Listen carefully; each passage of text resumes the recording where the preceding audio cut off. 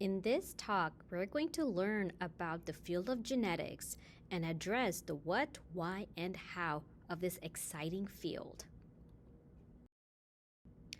In genetics, we learn about the role of nucleic acids in individual organisms as well as populations. To tease this concept a little bit more, in genetics, we learn about the function of nucleic acids and how they affect the growth, development, survival, as well as reproduction of different organisms. Nucleic acids are macromolecules that are found in living systems, and all living organisms have nucleic acids as part of their body. In genetics, we also learn how physical characteristics of an individual depends on these nucleic acids. These physical characteristics can be in the form of color of a flower or height of an individual, so on and so forth. Genetics also helps us understand how nucleic acids are inherited from parent to progeny and how these nucleic acids can affect populations in our planet. There are different subdisciplines in genetics, and the three main subdisciplines are molecular genetics, transmission genetics, and population genetics. Let us look at each one of them and begin with molecular genetics. In molecular genetics, we learn about the macromolecules in our body, like nucleic acids and proteins, and how genetic information is encoded in these nucleic acids. We also learn how the information is replicated, how proteins are expressed from genes that are present in nucleic acids, and many other different aspects. In transmission genetics, we learn how individual organisms can inherit their genetic makeup from their parents and then pass along their genetic information to their progeny. And thus, we are looking at the flow of genetic information from one generation to another. In population genetics, we are looking how the genetic composition of different individuals in a population changes over time. For example, if we look at the first generation, we are seeing plants that are giving rise to many different types of red flowers, and there's only one plant that's giving rise to a white-colored flower.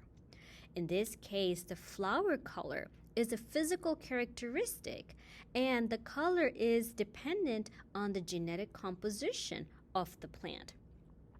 Let us imagine that of all of these plants, 5 plants are able to reproduce and give rise to offspring, and thereby we have the second generation of plants.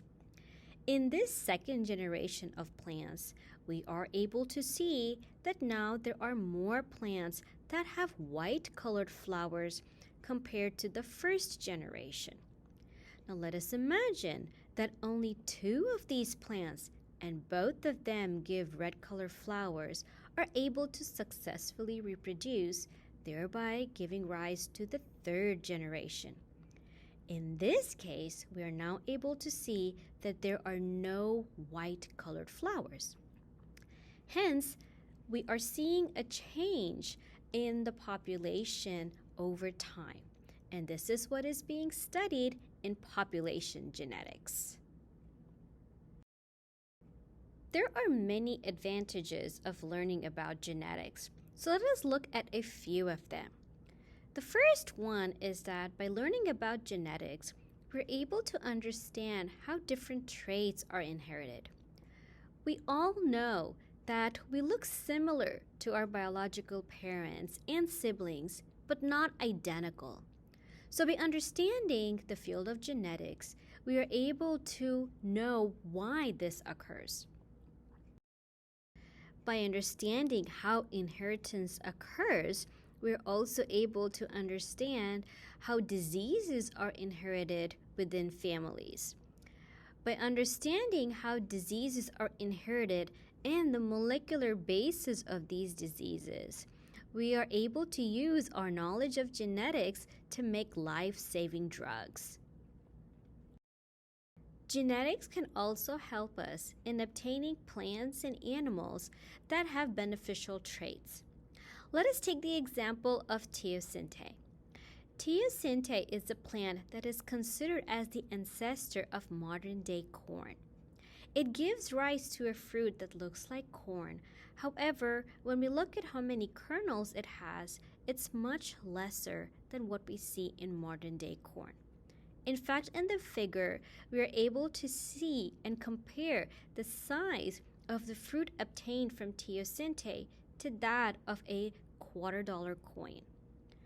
Through many years of selective breeding, we have now obtained the modern-day corn, where now we can see that the cob is much more larger than what was observed in the ancestral teosinte.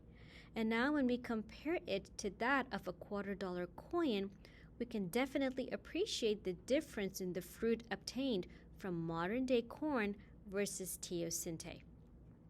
Thus, genetic engineering allows us to give rise to plants and animals that can provide us with higher yields of products that are needed for us. Genetics also helps us understand that how the simplest living organisms that evolved on Earth billions of years ago were able to evolve to form the myriad of different living creatures that we see today. And hence, it helps us understand the process of evolution. All the different aspects of genetics that we know today arose from the myriad of experiments done by many different scientists throughout the world over time.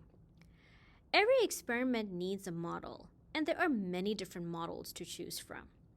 These models can then be used in different types of experiments. For example, an in vitro experiment. In vitro can be translated to in the glass.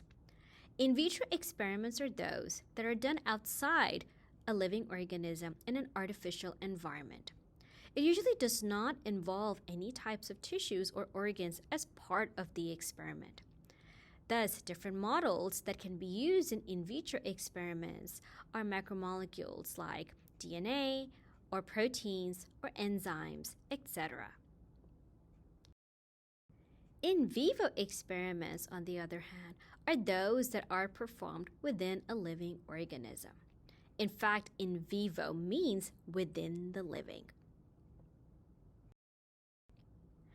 On the other hand, ex vivo experiments are those experiments that are usually done in or on a tissue or in organs in an artificial environment outside the organism. However, in this case, there is minimal alteration of the natural conditions of that tissue or organ. Ex vivo means outside the living, and thus in this case, the tissue or organs are being studied outside the body of the living organism. In silico experiments are those that are done on computers. In silico translates to in silicon and refers to the silicon microchips that are usually found in computers. In the case of in silico experiments, researchers use computational programs in order to understand different aspects of genetics. There are many different living models that are used to study genetics, and some of these include cells that are obtained from tissues of living organisms, or cell lines, which are immortalized cells that were once upon a time obtained from organisms. Living models also include tissues and organs, as well as biological fluids like saliva, urine, blood, etc. Living models can also include whole living organisms, which can include microorganisms. These microorganisms can belong to the groups of prokaryotes or protists. Experiments can also be done on fungi, plants, as well as animals. There are many different organisms that have been used over time to study genetics, and they come from all 6 kingdoms of life. The first one that we're going to look at is Escherichia coli, which is a bacteria that belongs to the kingdom of Eubacteria.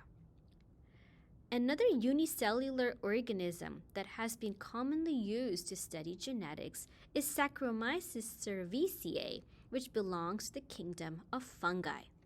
It is also commonly known as baker's yeast, and Saccharomyces cerevisiae is the same organism that we can find in different types of bread. Another organism that is commonly used to study genetics is Arabidopsis thaliana, which belongs to the kingdom of Plantae. There are many other plants that are also used to study genetics, but Arabidopsis thaliana is quite a popular one.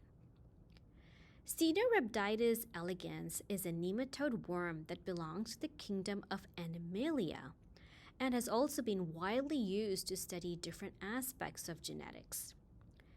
Another popular candidate is Drosophila melanogaster, which is commonly known as the fruit fly.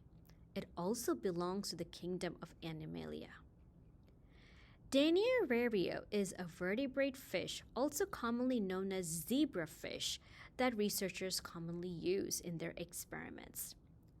Mammals like mice, whose scientific name is Mus musculus, is also commonly used in genetics.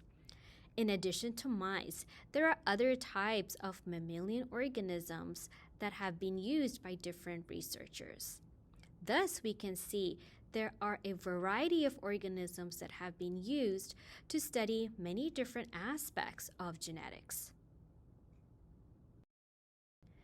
Every scientific field has arisen from observations by different people that in turn led to ideas. These ideas were then tested by experiments, and the same is true for the field of genetics. Some ideas that shaped the field include ancient observations by different communities, as well as the concept of pangenesis, which was popular among Aristotle, Hippocrates, and Darwin. Another idea that was put forth that is no longer supported is the inheritance of acquired characteristics that was proposed by Jean-Baptiste Lamarck. Preformationism and blending inheritance were also some ideas that were then reported to be untrue. Germplasm theory was an idea that was proposed by Arthur Weismann, and the germplasm theory is still true in some of its aspects, while other aspects of it are no longer supported. The cell theory that was proposed by Schleiden and Schwann, as well as the Mendelian inheritance ideas that were proposed by Gregor Johann Mendel, have withstood the test of time, and many aspects of them still hold true today. Thus, there have been a variety of ideas that were tested by experiments that allowed to shape the field of genetics. With this, we come to the end of our talk, where we learned about what genetics is, why it is important to learn about genetics, and how different people have studied different aspects of genetics. We also learned about different models that are used in genetics, as well as some ideas that shaped this amazing field.